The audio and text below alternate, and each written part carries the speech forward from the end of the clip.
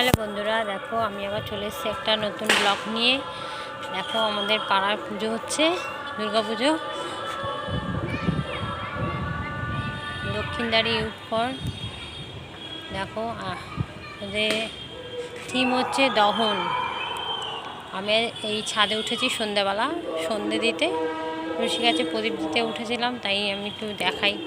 দেখো এই দেখো যে লাইটিং দেখতে পাচ্ছ? এই দেখো, প্যান্ডেলটা দেখা যায় না, এই যে বাড়িটা বানানোর কারণে দেখা যায় না।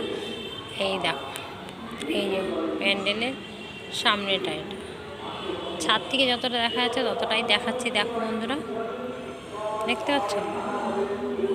এই যে প্যান্ডেলের এই যে মেন এই নিচটাই গেটটা আছে প্যান্ডেলে। আর দেখো, সত্যি আমাদের কলকাতায় পুজো মানে একটা, মানে আমাদের যে দুর্গা পুজো একটা আভিজাত্য আছে। দেখো, আর পুজো আসলে মনে হচ্ছে কলকাতাটা মানে কি, শহরটা এত লাইটে ভরে যায় যে এত সুন্দর লাগে দেখতে, কি বলবো। এই দৃশ্য সবসময় তো দেখা যায় না, শুধু পুজো ছাড়া। ভীষণ ভালো লাগছে দেখতে। দেখো, খুব সুন্দর লাগছে দেখতে, দেখতে পাচ্ছ? রাস্তায়, সারা রাস্তায় লাইটে লাইট, দেখেছো? আমাদের বাঙালিদের শ্রেষ্ঠ উৎসব দুর্গা পুজো। যদি ভালো না লাগে তাহলে আর কি ভালো লাগবে বলো? আমাদের তো এই পুজো নিয়ে সব কিছু। মা আসে, মা চলে যায়, সবই আমাদেরকে মেনে নিতে হয়।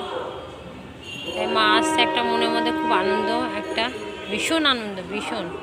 দুর্গা পুজো মানে ভীষণ আনন্দ, মানে প্রকাশ করতে পারবো না। মনে ভাবছে মানুষ প্রকাশ করে, প্রকাশ করবো কী করে সেটা, এত আনন্দ লাগে, ভীষণ আনন্দ লাগে দুর্গা পুজো আসলে। মনের মধ্যে একটা যেন মানে কী যেন, কত কষ্ট।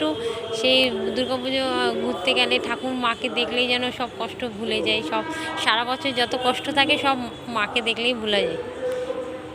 এই একটা বছরের এই একটা দিন, এই একটা দিন না, 5টা দিন, 5টা দিনে সত্যি সব কিছু, মানে সারা বছর যত কষ্ট, সংসারে যত কষ্ট, এত খাটনি, কিছু সব কিছু এই দুর্গাপুজো আসলে সব ভুলে যায়, যে এত কষ্ট করেছিলাম, কিছু করেছিলাম। 5 দিন এত আনন্দে থাকি, ভীষণ আনন্দে থাকি। আর শহরে পুরো চারিদিকে লাইটে লাইট হয়ে যায়, লাইটিংয়ে কত সুন্দর লাগে, প্যান্ডেলগুলো ভীষণ ভালো লাগে, ঠিক আছে? আর কার কার ভালো লাগে অবশ্যই কমেন্টে জানিও। বাই। আর কেমন লাগলো অবশ্যই কমেন্ট করো।